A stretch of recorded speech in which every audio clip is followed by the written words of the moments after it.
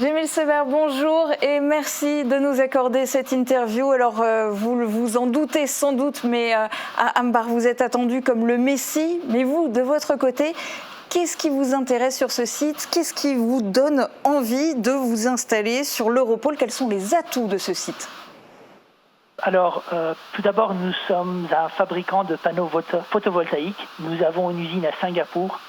Et la construction d'une nouvelle usine à Ambark va permettre à notre société d'assurer la croissance de la production de panneaux voltaïques.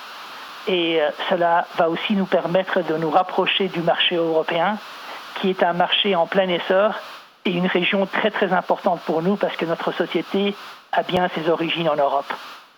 Est-ce qu'il y a malgré tout encore d'autres sites qui sont à l'étude, qui seraient en concurrence du coup en Europe ou ailleurs dans le monde? Écoutez, à ce jour, le site de Ambark est la solution privilégiée par notre groupe. C'est la solution sur laquelle on travaille le plus sérieusement. Et il y a des alternatives comme l'extension de l'usine existante à Singapour ou une implantation ailleurs dans le monde. Mais je tiens encore une fois à préciser que le projet français est notre premier choix. Alors vous parlez de choix, de sites privilégiés, mais la décision de s'implanter à Ambar sera prise quand? Quelles sont finalement les étapes dans ce processus de décision? Alors, nous travaillons dans l'objectif de prendre une décision d'ici la mi-mars. Il reste un certain nombre d'étapes à franchir. Ce sont des étapes réglementaires ou stratégiques. Pour la concertation qui est en train de se passer ou qui va se passer très très bientôt, on va d'abord devoir passer cette étape et ensuite on va se lancer dans les étapes ultérieures comme l'enquête publique ou la délivrance du permis et on espère aboutir à une décision de la part de notre board vers mi-mars et débuter la construction de l'usine d'ici juin-juillet au plus tard. Qu'est-ce que vous attendez de finalement cette concertation publique?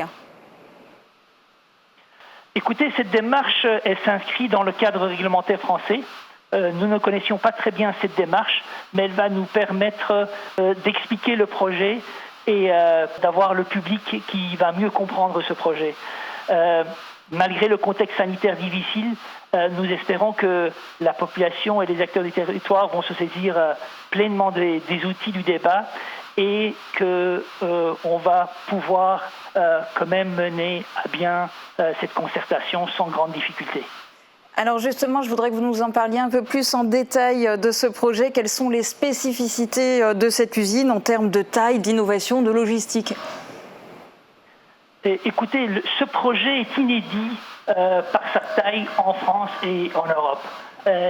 Pour l'instant, il y a 2 phases de construction qui sont prévues. Une première phase prévue pour 2022 avec une capacité de production annuelle de 4,5 millions de panneaux solaires, soit à peu près 2 gigawatts crête par an.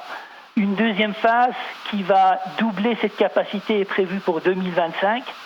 L'investissement total de ce projet pour la première phase est à peu près de 700 millions d'euros, 680 millions d'euros exactement, plus d'1 milliard au bout des 2 phases. Et au niveau emploi, nous prévoyons des emplois de 1500 pour la première phase et 2500 pour la deuxième phase. C'est énorme et c'est bien pour ça que vous êtes attendu comme le Messie ici et que tout le territoire espère que vous allez choisir Ambar et que vous viendrez ici. En tout cas, merci beaucoup pour ces précisions et on va évidemment suivre ce projet de près. Merci beaucoup.